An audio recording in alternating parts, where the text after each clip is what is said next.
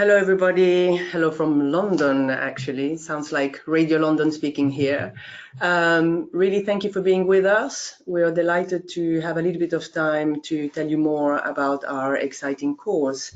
And today, the voice that you're hearing is Sandra Gaudenzi. I'm one of the course leader, and the other person.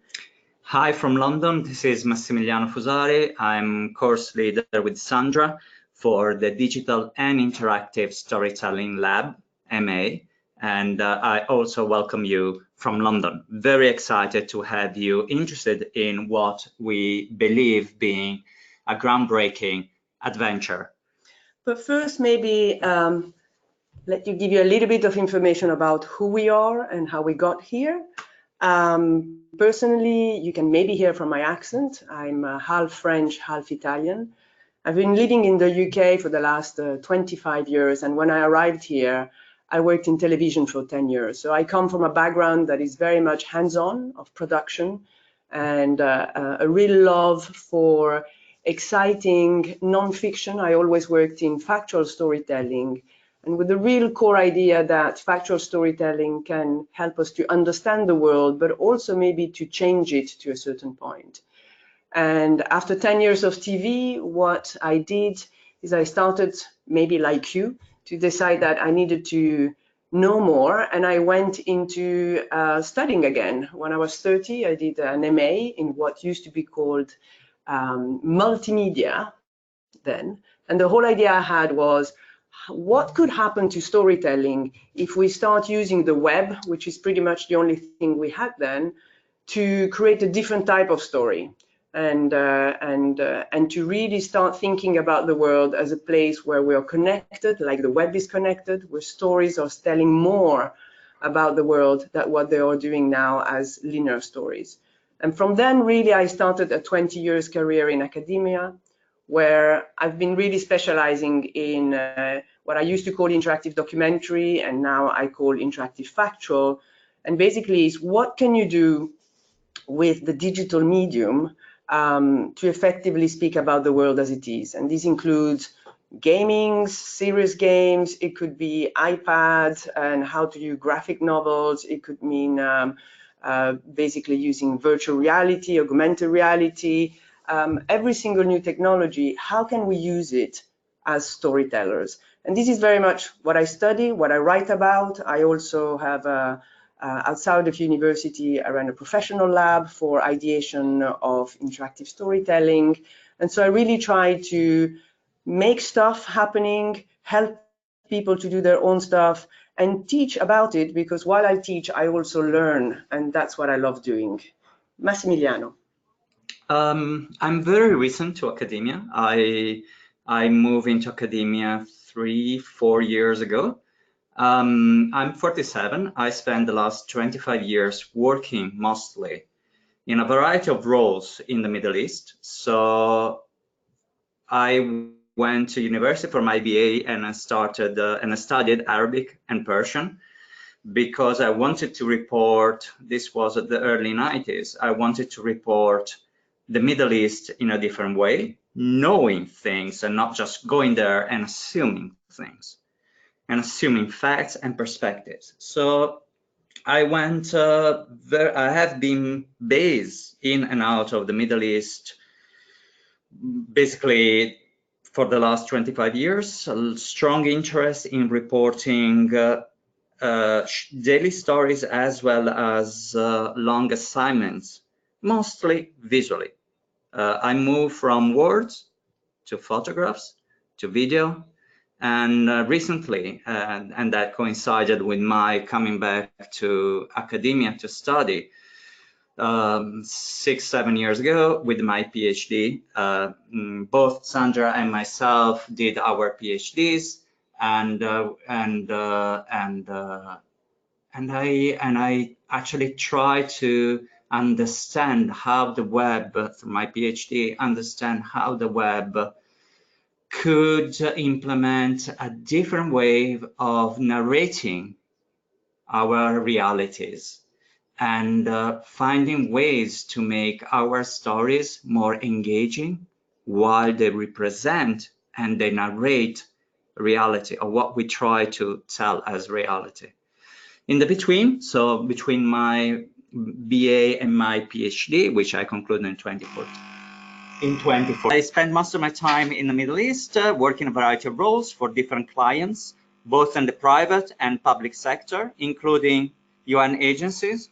So very much having my hands on different aspects of communication and across the media and creative industries.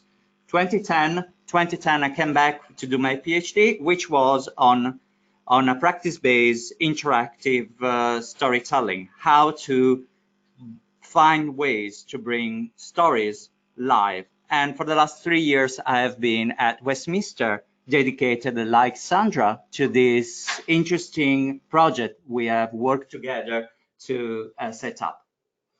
So hopefully you're all intelligent future students who are going to Google us and not to just trust what we're saying. So we invite you to Google us and see a bit more about us.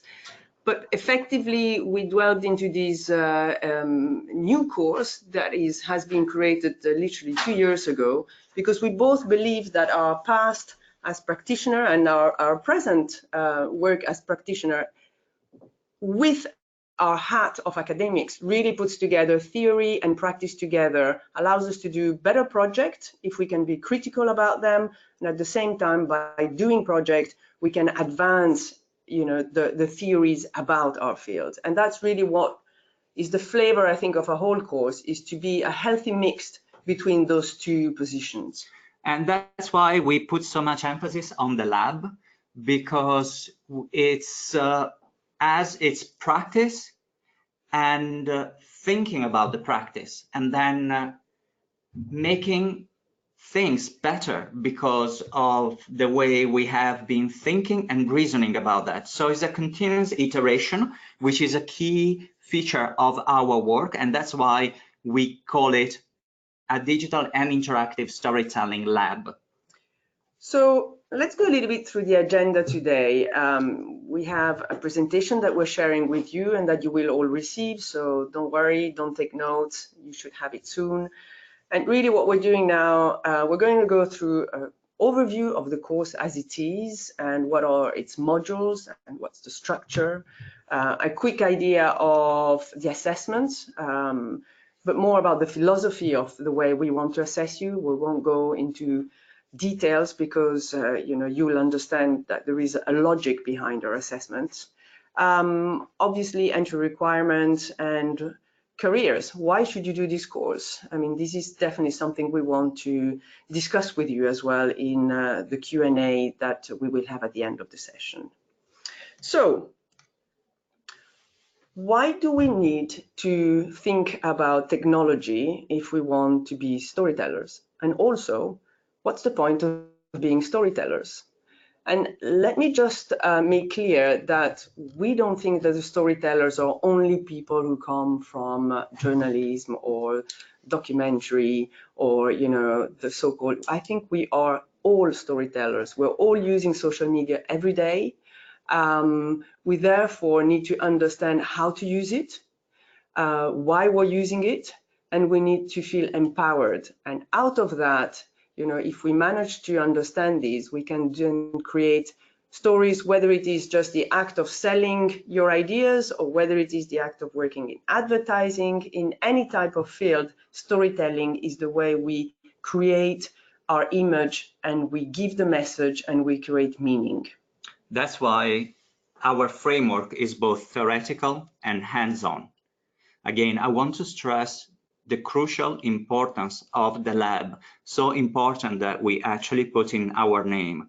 So the lab is what makes you practice how to tell your understanding of reality differently on different media, because different media have different capacities to tell that story.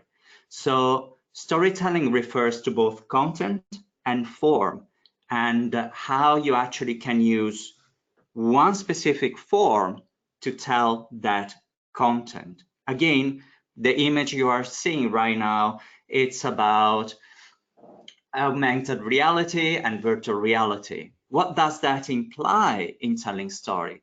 How does that affect our understanding of reality?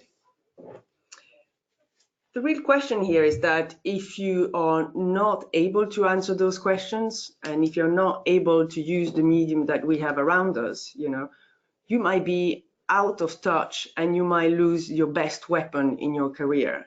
So our question for you is, are you ready for this changing technology, but not from a technical point of view? Are you ready to understand what you can do with it and understand how it could empower you? That's really where we want to arrive. And if you think about it, and if you look around you and what is happening in the digital world, apart from the fact that we live and breathe through our mobile phones and we tell stories about ourselves through all the social medias, Instagram, Facebook, etc., we're starting to see that the corporate are also really trying to put money into reinventing the way they do storytelling. Netflix has been launching a whole series of experimentation of branching narratives through the Bandersnatch episodes that are interactive within Black Mirror. There's also been Bear Grylls that is trying to do a different type of format for TV. TV is pretty much dying and is trying to understand how we're going to survive through the web. Podcasts have managed to revive what the radio was doing. So we are in a moment where becoming an interactive storyteller might be about being ahead of the curve and really surfing this wave that is happening right now, where things are changing and no one really knows how to grasp the power of that curve. So again, last night I was having a conversation, and I was asked, so what do you expect to be the media scenario in 3 years? And I was very honest, and I say that I think that anyone pretending or claiming to know that might be lying, because what we are trying, our focus here is experimenting and exploring. And again, experimenting and exploring how we can put together different contents and different formats, contents that you produce and you learn to produce. And that is very much what we will be doing in the first term and continue doing in the second term. But the content you will produce and how you will translate that into stories that are effective and manage to impress and make an impression to your audiences.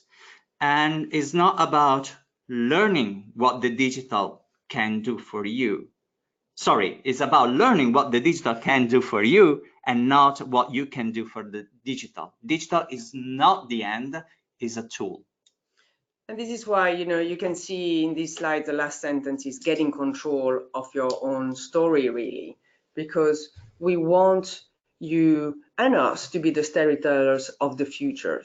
We want to be equipped, and we want to put you in a position where you'll be more of an influencer by using the tools around us.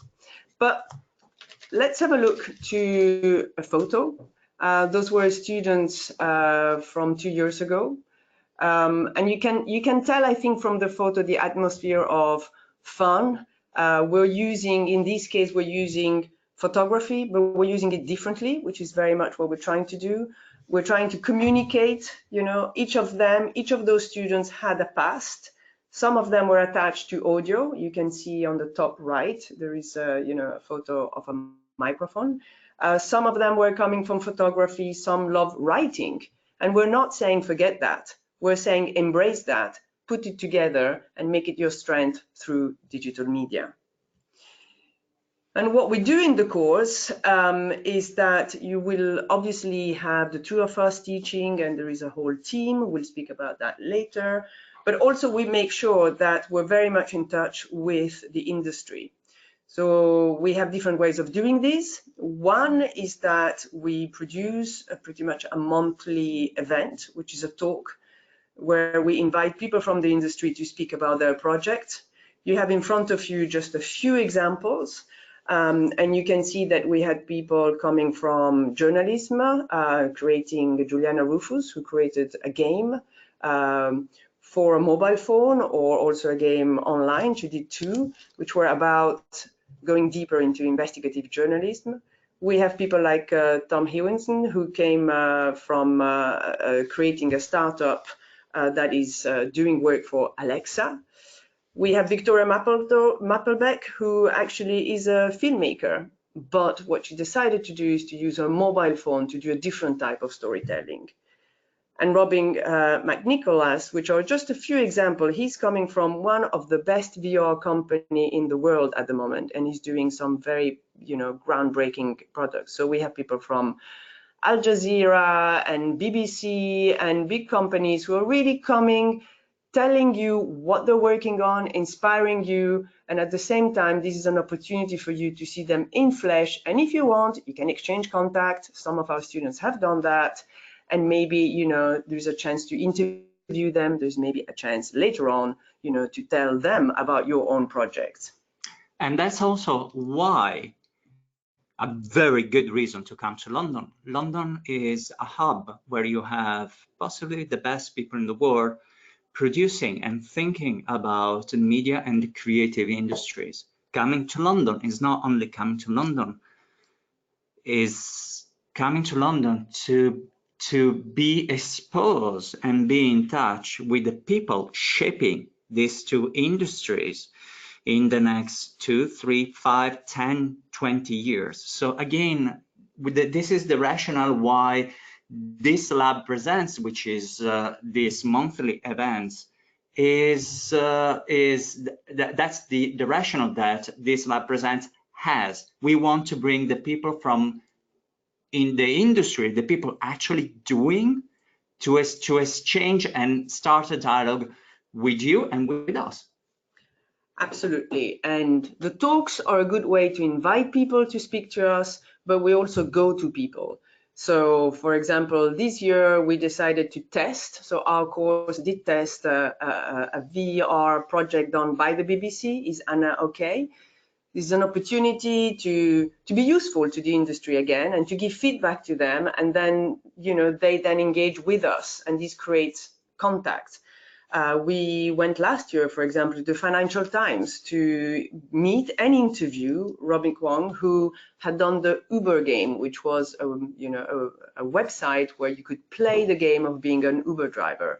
And this is interactive storytelling, although in a way it's done by a financial newspaper. So who would have thought that, it goes all the way to the most incredible places. Interactive storytelling is all around us. We just need to look at it and see it. So meeting the industry goes both ways. We invite them, we go to them, and sometimes we try to do things together, like through testing their projects or doing intense feedback sessions with them. So that, I think, is a really exciting part of our course. And that's why we are planning. This is what we are just jumping ahead on the planning for the next academic year. We are planning a hackathon, and we are actually discussing with a couple of clients, from the industries, what we could do as a 3-day intensive workshop with them, you, hopefully, and us on producing new ideas and exploring how to make them real and effective to the real world, to real clients. But again, this might be something we'll be discussing later on, and is currently we are finalizing elements for next year.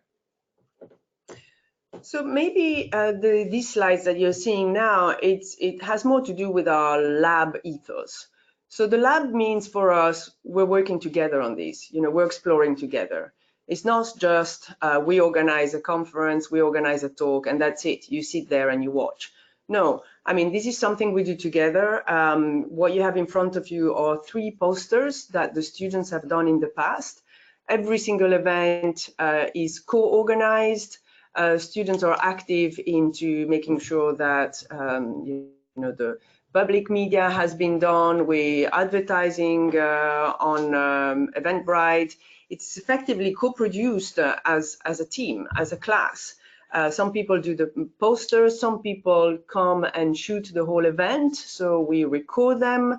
And if you want, you will see on the bottom of your screen, if you go to YouTube and you have a look to the This Lab at University of Westminster, you should be able to see, maybe not all, but quite a few of the talks that we had this year, for example. So have a look and enjoy them, I hope. And that's also another way of learning. Again, learning is not only done in class, it's done in these events. It's done by contributing to these events.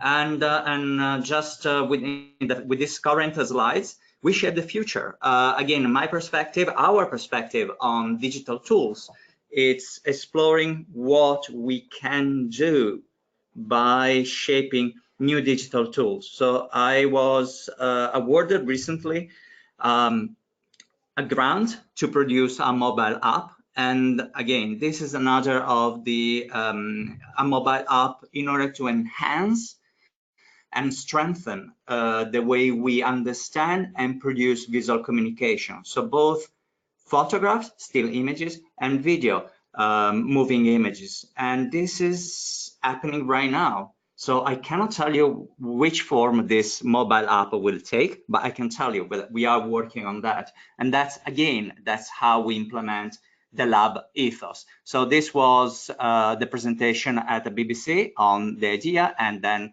a month later, I got the funding from the University of Westminster. So maybe let's move into the course structure so that you have a clear idea of how the year is organized with us. You have 3 terms, that's pretty much standard. And as you can see in front of you, there are 5 modules. Those modules are all compulsory, and they are designed so that there is a progression in your learning. And we're going next into the details of each of those modules. So term 1, just by looking at the next slide, actually, this gives you an idea of how the year pans out. So you have your 3 trimesters, and the modules are normally defined in each semester, apart from one, which is the one that I teach, which you will see is the red big arrow that goes through the first 2 semesters. The reason for this is that my modules, as I will tell you in a second, is really an overview of everything that has been done in digital storytelling in the last 20 years. And so we really go through this overview throughout the whole year, because it's meant to inspire you at any moment of the year. It's something that will become really one of the grounds of your ideation process. Let's go directly into the module 1 per 1, hoping that this will excite you as much as us and will allow you to plunge into the future. The first module, which is called Digital and Interactive Storytelling Core, is called Core because, as I was just saying before, it's a sort of theoretical and historical overview of the field. So we start pretty much by understanding what storytelling is. We start understanding what digital media is changing to storytelling, and then we explore throughout the whole module all the different type and genres of digital storytelling, regardless of basically their platform. So we will look at VR, we will look at AI, we will look at web, we will look at apps, games, participatory storytelling, all the different possibilities, so that you're really equipped by the end of it with, you know, exactly what has gone around, what is here, and also we will have a whole section about future and trending. So that should allow you to be right there at the cutting edge of our industry. Module 2 is your entry point into starting thinking and starting making your project. So as you saw from the presentation, it is all these modules are compulsory. This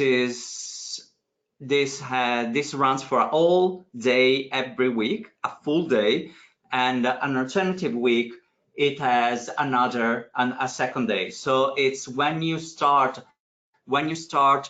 thinking and making and learning and rethinking and remaking and relearning by questioning through theory, what you do, and through practice, your own theory. So again, this is what informs your lab. You will learn about photography, filmmaking, you will learn about audio recording and text between the core and this module. So again, it's building up your assets and your skills.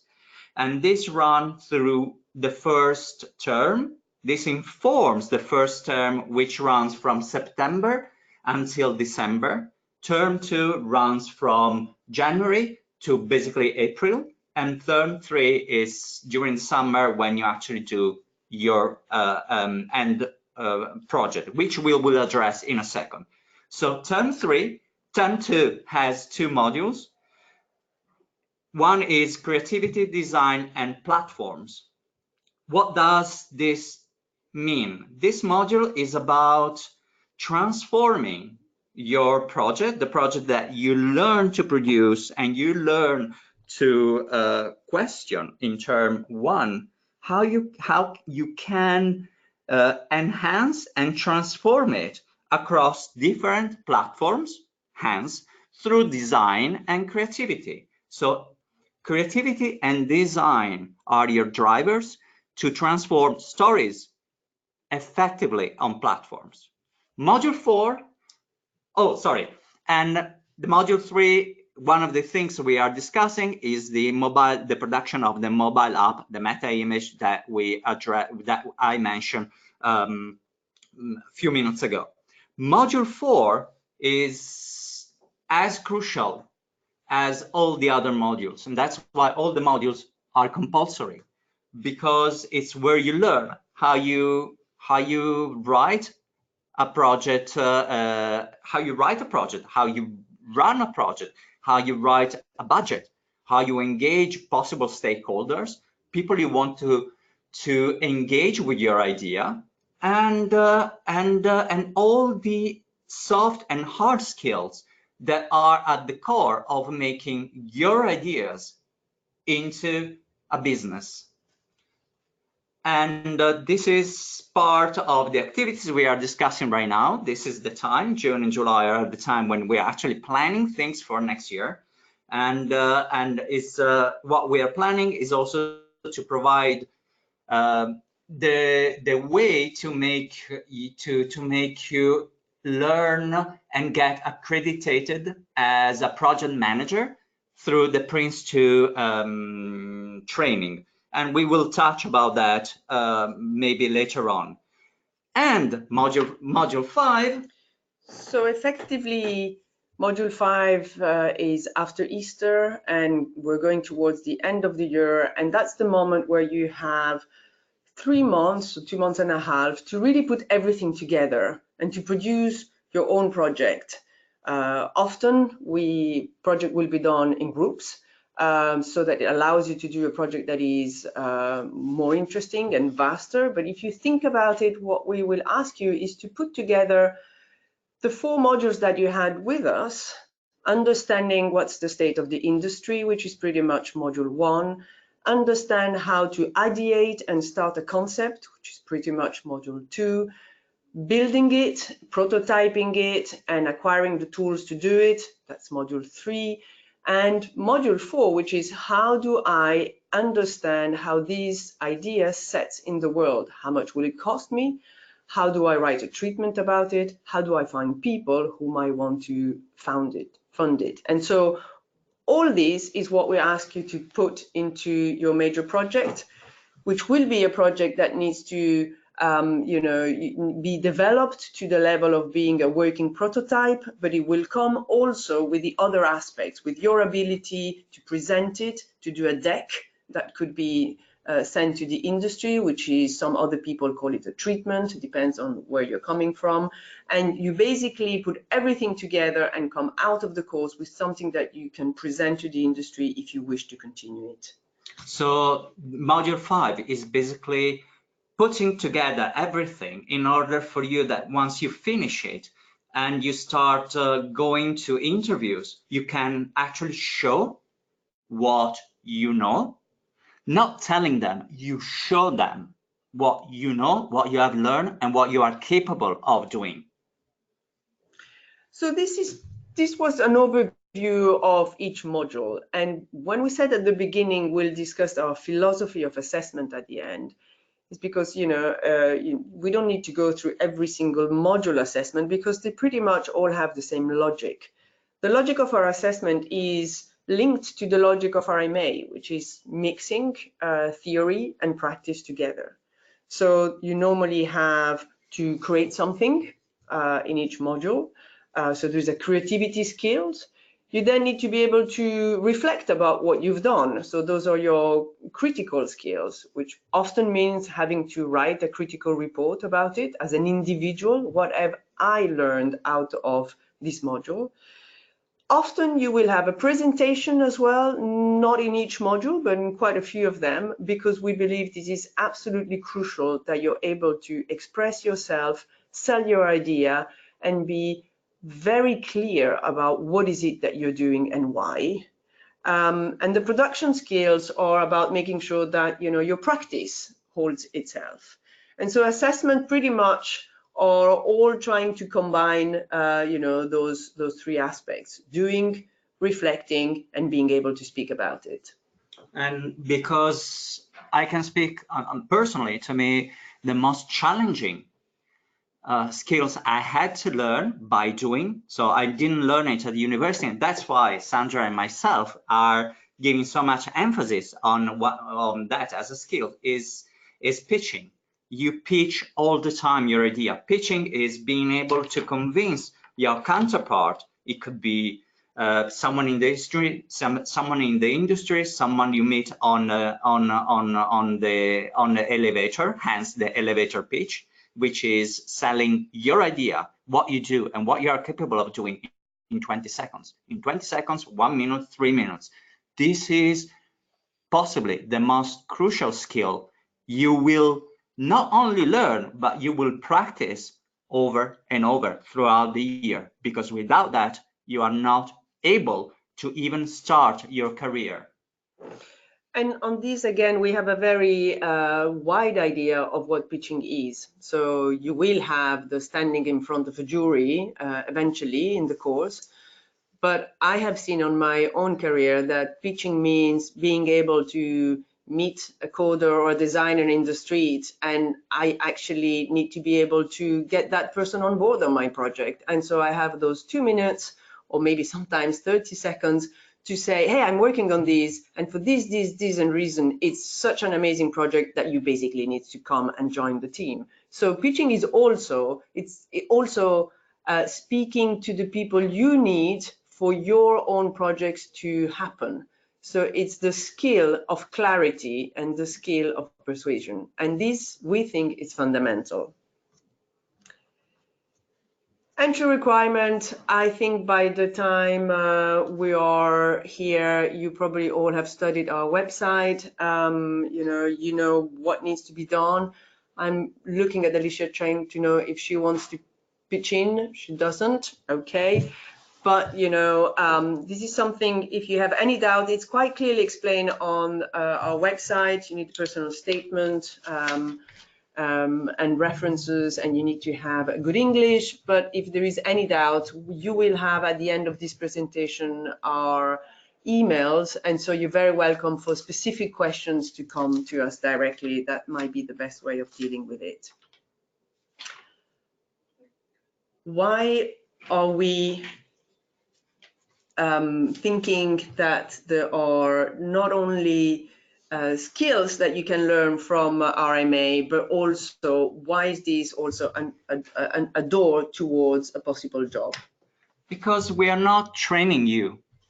You are learning with us. We're not training you to become a journalist. We are together exploring what it takes to be a journalist in the current scenario, and what might be a good way to pitch yourself as a journalist, through which skills and which competencies.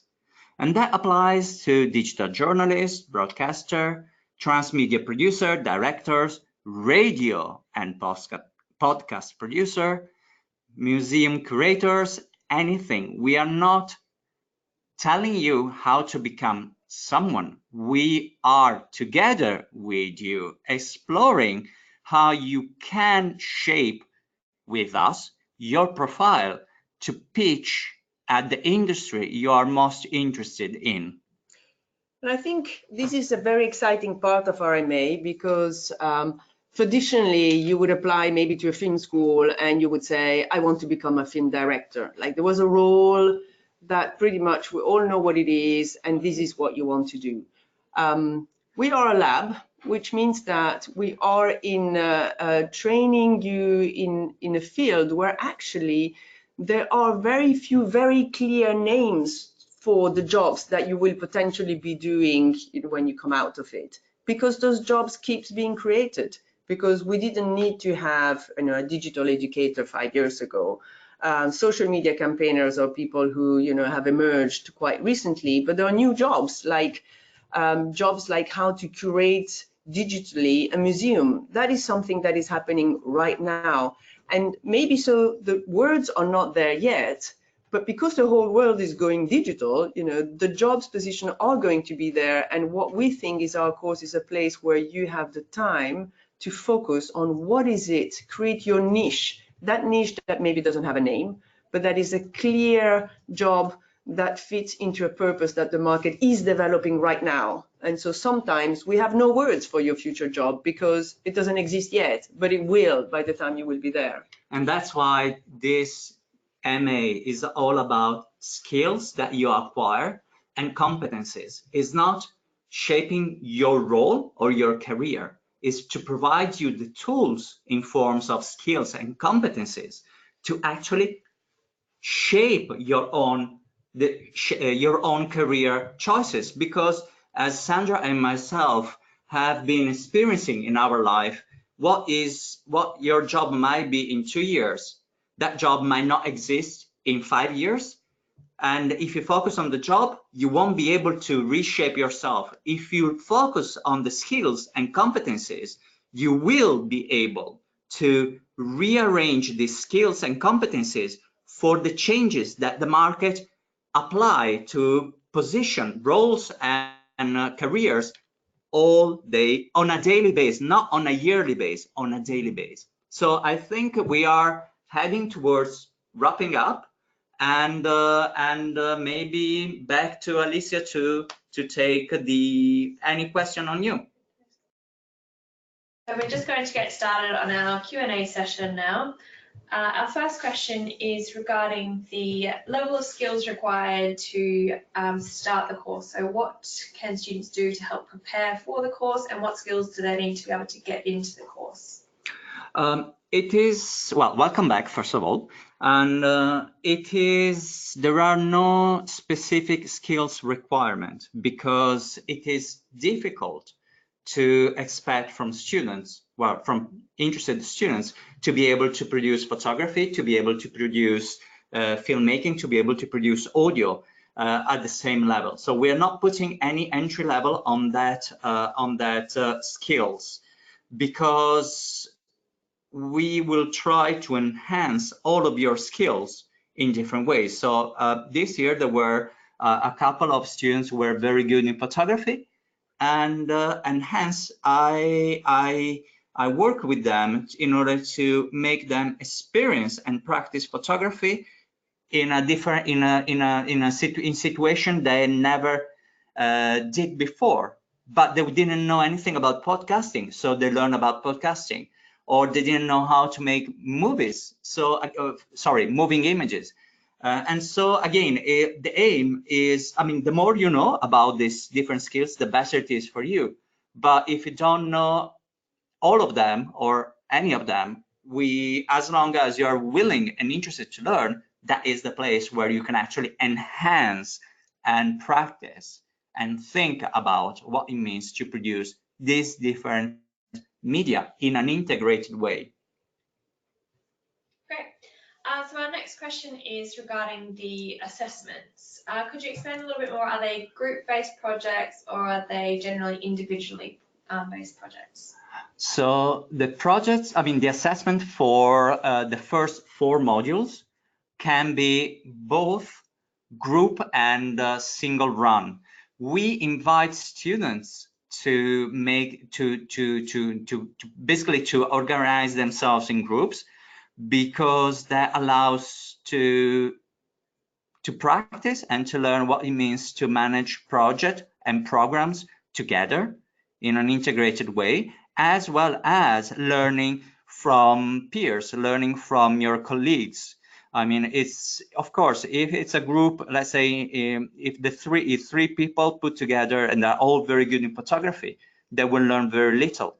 But if they're running a project and one person from photography, one from audio, one from text, they put together, their work will not be the sum, but much more than the sum of the three of them together. So that's why we encourage the opportunity to work together, because you get, this is our experience, you get much more than working by yourself or learning by yourself.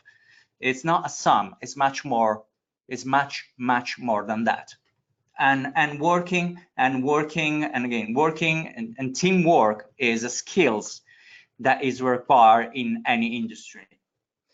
But even if you are embarking in a team project, there will always be, and this is normally in the critical report, a moment for individual reflection, so that you maybe have produced a project with a team, but then you have to write, let's say, 1,000 or 1,500 words about what have you learned throughout the experience of doing it, and how do you put together the theory maybe of the lectures, and how has that enforced the way you personally behaved in the team and your own decisions. So there's always that, I'm inside, I'm doing stuff, and then I'm outside and I'm thinking about what I've done.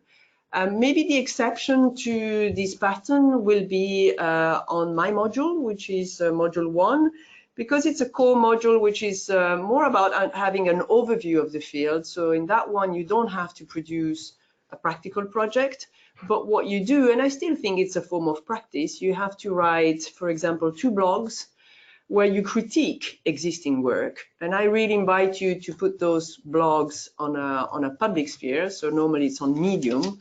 And that is practice as well, because to write about work that exists with a voice that is professional enough that you're happy to have it public on a Medium platform, I think it is a form of practice.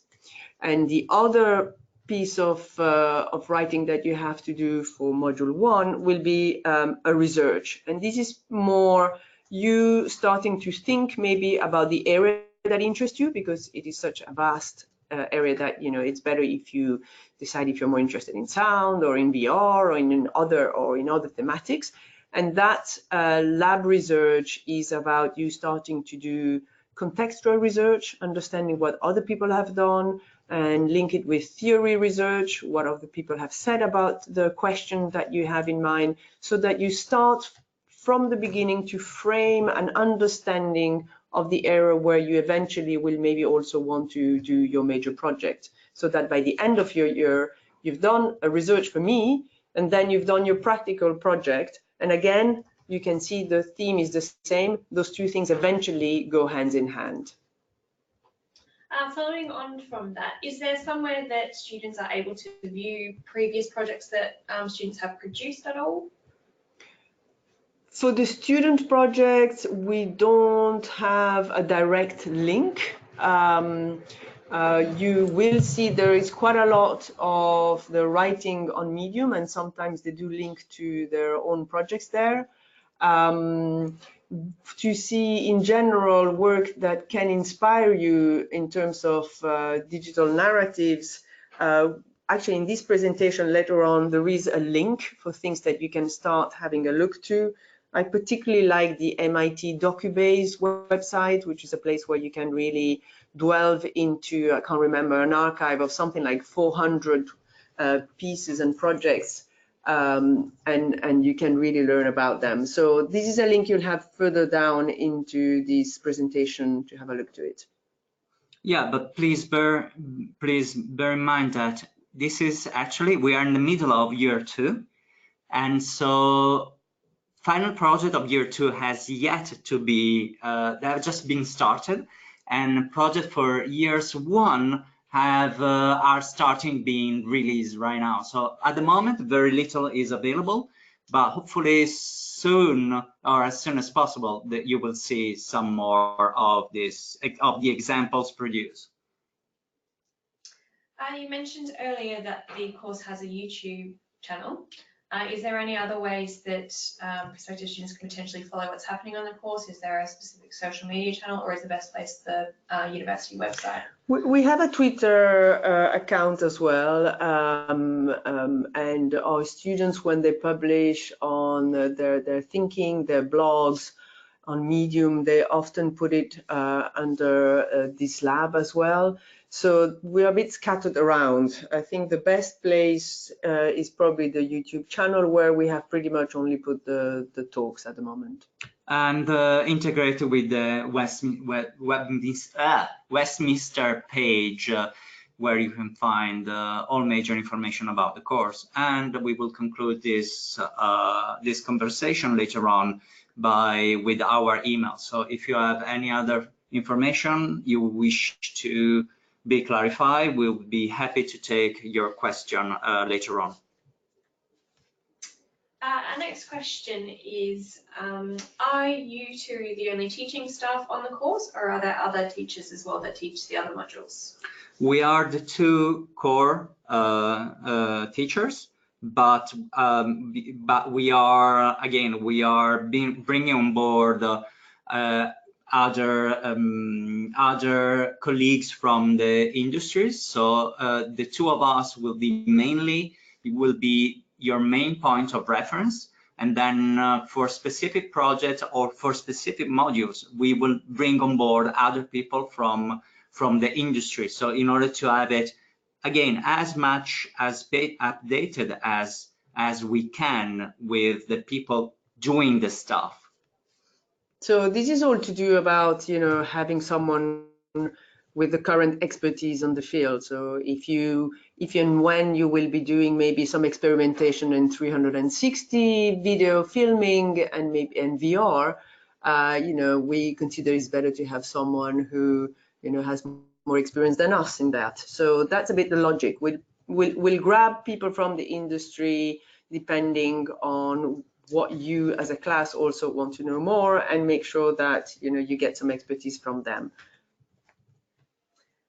Could you please tell us a bit more about the timetable that students can expect? What hours will they actually be on campus, and do they have to put in obviously extra hours outside of class times as well? So teaching goes on the whole day of Wednesday, Thursday, and half a day the morning of Friday.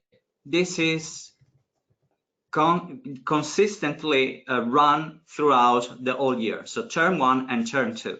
Term 3, which is what starts in end of April, May, we have tutorials to help you run your project, but otherwise there are no formal class teaching. So across the academic year, you are expected to come to university the whole day of Wednesday, Thursday, and half a day on Friday, plus all the time of you working on your project. And that, being an MA, should be kept into proper consideration. But how you manage the time outside teaching time, which is not only teaching, we're not going to teach for 7 hours on any day. We will be running a number of activities, all related to you being there. And then beyond that is your time, which is as important as class time, being an MA, because you will have to practice and produce. Could you please tell us about the facilities that students can use? Do they get access to any of the university's facilities, or are they expected to provide their own equipment when they're doing their different projects?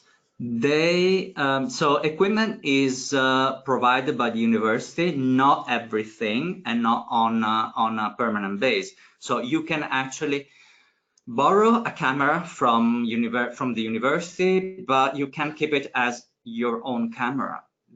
because that is borrowed. So you're not required to buy any equipment.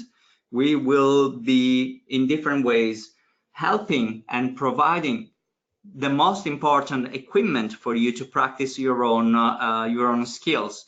So basically, I think that if the question is, do we need to buy a camera? Do we need to buy the equipment to produce radio podcasting? The short answer is no, you can borrow.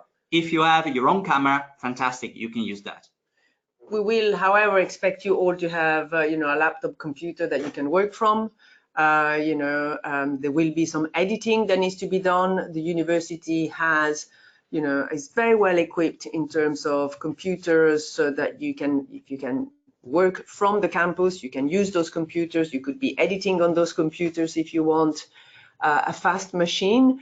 But for that, you will need to be on campus, of course. So if you want to work remotely, it's better to have a good computer that can run software. Once you are in campus, you have a lot of computers. Software is free for you for all the Adobe suite, which I think is important. And you have access to a series of courses online, like lynda.com, which is an amazing resource, which really allows you to delve into so many other softwares that you might even want to learn about.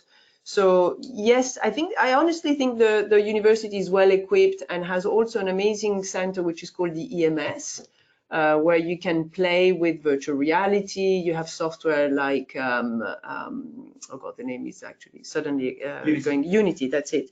With Unity, you have people who can tell you about how to use it. So that is a great resource for students to have.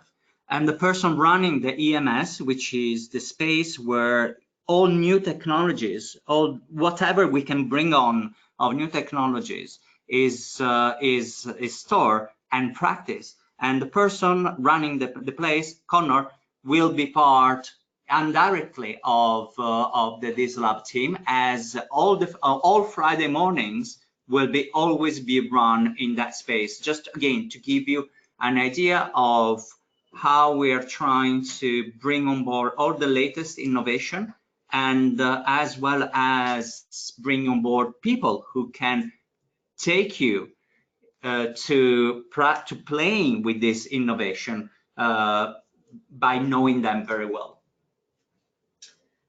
Does the program collaborate with any other courses that the university offers at all? No, we don't have direct collaborations with other courses, but we encourage students, if they want to collaborate with other students from other courses. I mean, there are MAs here in sound, in film direction, in all sorts of things, and those are exciting possibilities, and you're very welcome and encouraged to speak with other students, and who knows, maybe to collaborate on each other's projects. This is not though organized by us, but we would be very happy if you show the spirit of initiative and go and grasp the people who can help you where they are. So that's all the questions that we have for now. If you'd like to wrap up your part of the presentation.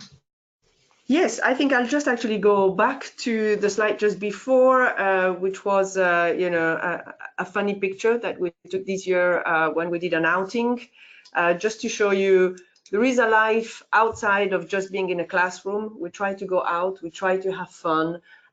We eat together. We have installed sometimes a system in my class. I actually ask people to bring food to be shared.